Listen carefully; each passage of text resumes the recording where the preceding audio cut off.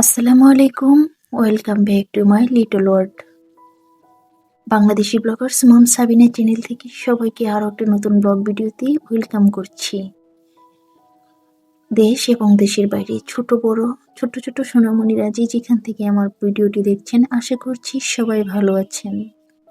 আলহামদুলিল্লাহ, আল্লাহর অশেষ রহমত এবং আপনাদের দোয়ায় আমরাও ভালো আছি। আমি একজন সাধারণ বাংলাদেশি মম। আমার জীবন খুবই সিম্পল কিন্তু অনুভূতিতে ভরা। ঘর সংসার, সন্তান আর প্রতিদিনের ছোট ছোট চেষ্টা নিয়েই আমার পথ চলা। This blog is about real life, no filter, no show off, just honest moments and peaceful living. কিভাবে একজন বিজি মম হয়েও অল্প টাকায় আমি সংসার গুছিয়ে রাখি নিজের মনটা একটু ভালো রাখার জন্য। আমি কিভাবে আমার অনলাইন প্ল্যাটফর্মগুলা গুছিয়ে রাখার চেষ্টা করি। আর একজন বিজি মম হয়ে কিভাবে একজন কর্মজীবী নারী হয়ে উঠলাম। এই তো সেই ছোট ছোট্ট অভিজ্ঞতাগুলোই আমি আপনাদের সাথে শেয়ার করি। If you love simple lifestyle, family values and positive vibes, then you are not alone here. চলুন আজকের দিনটা একসাথে দেখি। আজকে হচ্ছে বাবার বাড়িতে দ্বিতীয় দিন। সারাদিন কি কি খেলাম, কি কি করলাম, আমার আম্মু কি কি রান্না করে আমাদেরকে খাওয়াইলো। Just leave alone. প্লিজ সবাই পাশে থেকে আমাদের ভিডিওটি দেখার চেষ্টা করুন। আশা করছি আজকের ভিডিওটি আপনাদের সবার কাছে অনেক অনেক বেশি ভালো লাগবে। এই তো সকাল সকাল মা এখানে খুদের ভাত রান্না করলো, সেটা আপনাদেরকে একটু দেখালাম। আমি আবার একটু লাড়া দিয়ে দিলাম, সেটাও দেখালাম। আর এখানে আম্মা এখন এই যে চেপা শুটকি ভর্তা বানাচ্ছে। তো আমরা দুই বোন এখানে আছি, বেড়াতে আসছি আর কি। তো আম্মা এখানে আবার সকালে খুদের ভাত রান্না করছে হচ্ছে, এটা আমাদের সবার পছন্দ বিদায় আমরা এটা রান্না করতে বলেছি। নতুন ধানের খুদ দিয়ে খুদের ভাতটা রান্না করা হয়েছে।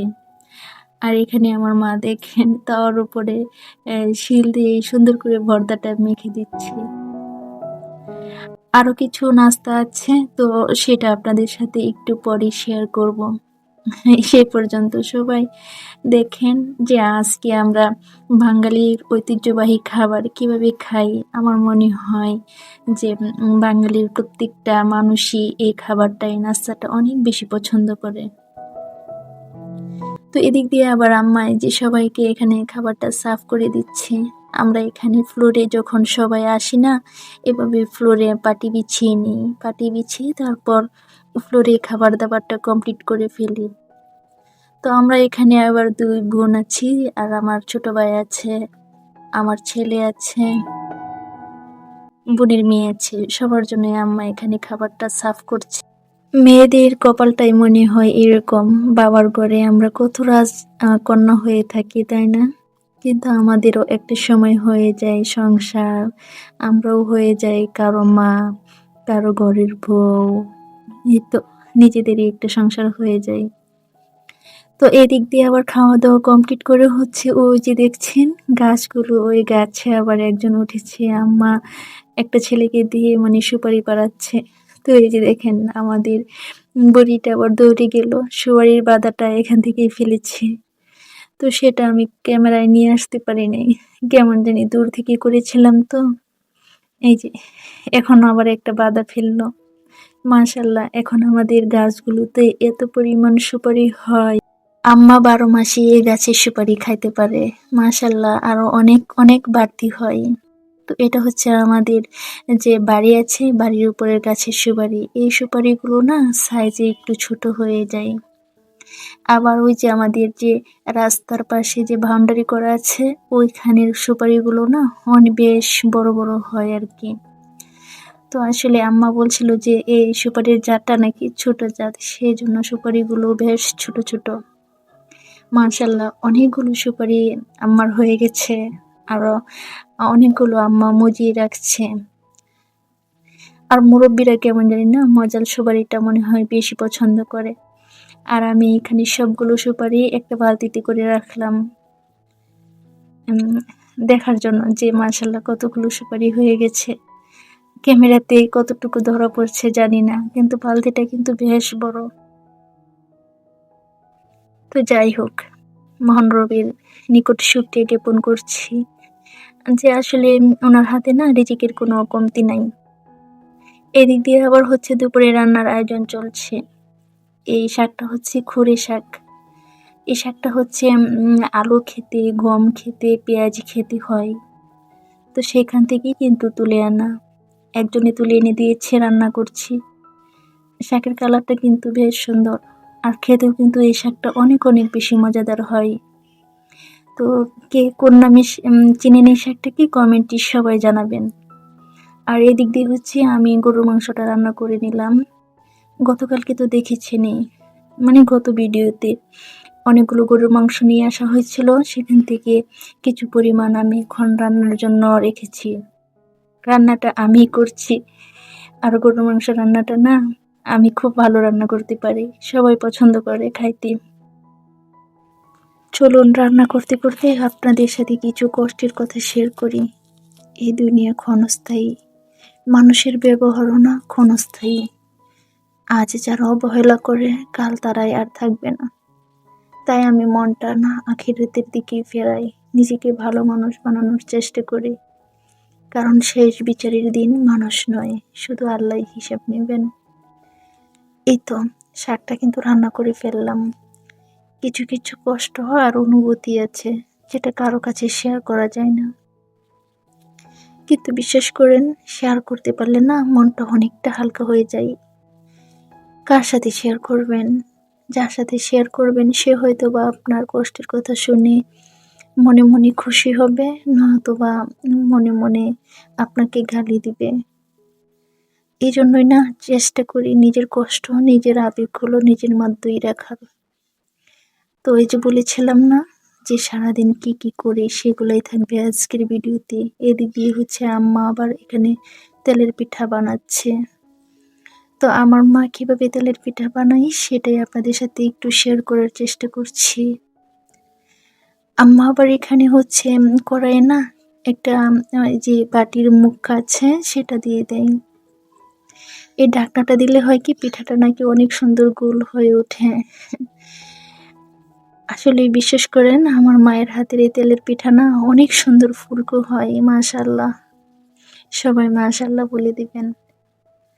আর আমরা ছোটবেলায়ও দেখতাম আমার কাকিরা যখন পিঠা বানাতো আমার মাকে সব সময় ডেকে নিয়ে যেত পিঠা বানানোর জন্য। আর এখনো না সেমই করে। গ্রামের মানুষ তো, ওনাদের মনে না কোনো সরলতা কুটিলতা থাকে না। খুব সহজ সরল জীবনযাপন আমার মা কাকিদের। আলহামদুলিল্লাহ, আল্লাহ সকল মা বাবাদের নেক হায়াত দান করুক, সকল বাবা মাদেরকে সুস্থ রাখুক। সন্তান হিসেবে সকল বাবা মার জন্য এইটুকু তুই করতে পারি, তাই না? সব কথা বলা যায় না, সব অনুভূতি কিন্তু বোঝানো যায় না। কিছু কষ্ট শুধু নিজের সাথেই থাকে। এই স্বার্থপর দুনিয়ায় নীরব থাকাই না অনেক সময় সবচেয়ে নিরাপদ হয়ে ওঠে। তো সকাল সকাল কিন্তু ওদিক দিয়ে তেলের পিঠা খেয়ে আবার আম্মা চলে আসছে লাকড়ির চুলায় দুধি ভেজানো পিঠা বানানোর জন্য। আচ্ছা মায়েরা কেন এরকম হয়? হ্যাঁ, সেই ভোর সকাল থেকে লেগেছে, মানে ওনাদের যেন মনে হয় শীত করে না, ঠান্ডা লাগে না। আমার বাবা মায়ের জন্য সবাই দোয়া করবেন। এই তো এই যে খোলাটা আছে সেটা না গতকালকে আমি আর আম্মা যেয়ে কিনে নিয়ে এসছি। তো ওটা দিয়ে আজকে পিঠা বানানো হচ্ছে। তো এদিক দিয়ে আবার আমি আম্মাকে জিজ্ঞেস করলাম, আম্মা তুমি যে এখানে লাঠির চুলায় এসেছ পিঠা বানানোর জন্য, এটা তো পারলে গ্যাসেও পারতা। তো আম্মা আবার বলছি গ্যাসের চুলায় নাকি পিঠা সুন্দর হয় না। সত্যি সুন্দর হয় না, কারণ আমি নিজে প্রমাণিত। গ্যাসের চুলায় না লাঠির চুলার মতো এত সুন্দর পিঠা হয় না। সেটা আমার মনে হয় অনেক আপুরা আবার অনেক অ্যাডভান্স, তো তারা আবার খুব সুন্দর করে পিঠা বানাতে পারে। আর হচ্ছে নীরব থাকায় অনেক সময় কিন্তু নিরাপদ হয়ে ওঠে, সেটা আমি আবারও বলি। আর তাই চুপ থাকারও চেষ্টা করি, কিন্তু বিশ্বাস করেন অনুভূতিহীন কখনো হই না, কারণ আমি জানি আমার মতো অনুভব করা মানুষদের জন্য এই নীরবতাই একদিন শক্তি হয়ে উঠবে ইনশাল্লাহ। কিন্তু মাঝে মধ্যে অনেক অবাক হয়, আবার কষ্ট পাই, আবার চুপচাপ মেনেও নেই। তো কথা বলতে বলতে কিন্তু এটা হচ্ছে সন্ধ্যার টাইম। আমরা আসরের নামাজ পড়েছি, তারপর ছোট বোন আবদার করলো হচ্ছে সে হালিম খাবে। তো ওর জন্য এখানে হালিমের প্রিপারেশন নিচ্ছি। গতকাল যে গরুর মাংস নিয়ে আসছিল সেখান থেকে আমি কিছু মাংস উঠিয়ে রেখেছিলাম, আজকে হচ্ছে হালিম রান্না করব বিদায়। আর আমার ছোট বোনটা শারীরিকভাবে যেহেতু একটু অসুস্থ, সেই জন্য আর দেরি করি নাই। ও বলার সাথে সাথেই রান্না করার প্রিপারেশন নিয়ে নিচ্ছি। যদিও হালিম আজকের ফার্স্ট আমি রান্না করব, আর কখনো কোনোদিন রান্না করি নাই। তো সেটাও ভাবলাম যে আপনাদের সাথে একটু শেয়ার করা যায়, শেয়ার করলে তো আর ক্ষতি হয় না, তাই না? এই হালিমটা কিন্তু আমি রান্না করব হচ্ছে রাঁধুনি রেডিমিক্স হালিমটা যে আছে সেইটা দিয়ে আর কি। ওদিক দিয়ে যে মিশ্রণটা আছে চাল ডালের, সেটা কিন্তু আমি 2 থেকে 3 ঘন্টা আগে ভিজিয়ে রেখেছিলাম ফুটন্ত গরম পানি দিয়ে। তো এখন আমি মাংসটা সুন্দর করে কষিয়ে নেব, তারপর হচ্ছে আস্তে আস্তে হালিম রান্নার প্রসেসে আর কি চলে যাব। তো বেশ ভয় ভয়ও লাগছিল, যেহেতু আজকে জীবনের ফার্স্ট হালিম রান্না করব, জানি না কেমন হবে। তো আপনারা পাশে থাকুন, দেখতে থাকুন। আমার কোনো ভুল ত্রুটি হলে কমেন্ট বক্সে অবশ্যই জানাবেন। আর এই যে হালিমের মিশ্রণটা এতক্ষণে ফুলে খুব সুন্দরভাবে নরম হয়ে আছে, এটাই এখন দিয়ে দিব। ভিডিওর এই পর্যায়ে এসে সবার প্রতি একটা হার্ডলি রিকোয়েস্ট করছি, এতক্ষণে যারা ক্লিক করে আমার ভিডিওটি এই পর্যন্ত দেখেছেন, প্লিজ একটা লাইক দিয়ে ভিডিওটি কন্টিনিউ করেন। আমার ভিডিওর কোনো কথা এবং কোনো কাজ যদি আপনাদের ভালো লেগে থাকে, তাহলে চ্যানেলটি সাবস্ক্রাইব করে পাশে থাকতে পারেন। পাশে থাকা বেল আইকনটি ক্লিক করে অল অপশনটি অন করে রাখতে পারেন। সেক্ষেত্রে আমি যখন নতুন কোনো ভিডিও আপলোড করব, আপনার কাছে নোটিফিকেশন চলে যাবে। আপনি আপনার সময় এবং সুযোগ বুঝে ভিডিওটি দেখে নিতে পারেন। আর যারা অলরেডি এই কাজটি করেছেন তাদেরকে অসংখ্য ধন্যবাদ। মাঝে মধ্যে একটু অবাকই হয়, কষ্টও পাই, আবার চুপচাপ মেনে নিই। কারণ প্রতিবাদ করলে নিজেকে বেশি ক্ষত বিক্ষত হতে হয়। এই দুনিয়ায় সবাই নিজের মতো করে বাঁচতে চায়, কিন্তু খুব কম মানুষই চায় অন্যকে বুঝতে। তাই এখন না আর বেশি প্রশ্ন করি না, বেশি আশাও রাখি না। নিজেকে স্বাভাবিক করে নেওয়াটাই আমার সবচেয়ে বড় যুদ্ধ হয়ে দাঁড়িয়েছে। শান্ত থাকা শিখেছি আলহামদুলিল্লাহ। সবকিছু না বলার মধ্যেই যেন একটু শান্তি পাই, শুকরিয়া মহান রবের নিকট। এই তো আমি এখন হালিম মিশ্রণটা ঢেলে তারপর হচ্ছে পরিমাণ মতো পানি দিয়ে দিলাম। কালারটা তো বেশ ভালোই লাগছিল। তো রান্নার শেষ প্রসেসটা কিন্তু আমি আপনাদের সাথে শেয়ার করতে পারিনি। একটু পরপর হচ্ছে নাড়া দিয়ে দিচ্ছি, কারণ নিচে যদি লেগে যায় তাহলে হালিমের যে আসল যে স্বাদটা থাকবে সেটা আবার নষ্ট হয়ে যাবে, পুরো ফ্লেভার আসবে। তো বারবারই এরকম করে নেড়ে নেড়ে আমি হালিমটা রান্না করে নিব। আজকের এই ছোট্ট সময়টা আমার সাথে কাটানোর জন্য thank you so much everyone. অনেকটি স্বপ্ন আর আশা নিয়ে হচ্ছে ভিডিও আপলোড করি। জানি আমার ভিডিও কোয়ালিটি কতটা ভালো, তারপরও নিরাশ হয় না, কারণ রেগুলার যখন আমি ভিডিও আপলোড করতে পারবো তখন ইনশাল্লাহ এখনকার থেকে বহুগুণ হয়তো বা ভালো হয়ে যাবে। তো এই যে দেখেন, আলহামদুলিল্লাহ ফাইনাল। কিন্তু এখন আমি এটা বাগার দিয়ে দিব। তো বাগারের পর বেশিক্ষণ লেট করব না। বাগারের জন্য এখানে হচ্ছে যে আস্ত রসুন আর কিছু পেঁয়াজ কুচি দিয়ে তারপর নেড়ে চেড়ে নিব। তো এই ভিডিওটা যদি আপনাদের ভালো লেগে থাকে, or if you felt connected even a little, তাহলে বুঝবো আমার চেষ্টা সার্থক।